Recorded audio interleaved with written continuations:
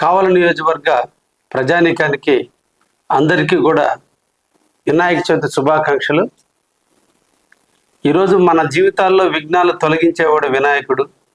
ఏ కార్యక్రమాన్ని ప్రారంభించినా వినాయకుని పూజతో మన అందరం కూడా ఈరోజున ప్రారంభించడం జరుగుతుంది. అటువంటి వినాయకుడు రేపటి రోజున చవితి నాడు జన్మించిన సందర్భంగా ఆయన పేరు మీద పుట్టినరోజున మన అందరం కూడా జరుపుకోవటం హిందూ సనాతన ధర్మంలో ఒక గొప్ప పండుగ.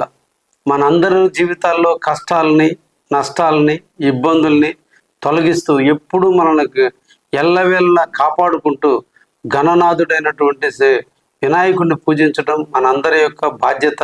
అటువంటి సందర్భంగా మన అందరం కూడా వినాయక చవితి నాడు వినాయకుడిని పూజిద్దాం, మన కష్టాలన్నిటి తొలగించుకుందామని కావలి నియోజక ప్రజానీకానికి అందరికీ కూడా వినాయక చవితి శుభాకాంక్షలు తెలియజేస్తున్నాను. ధన్యవాదాలు.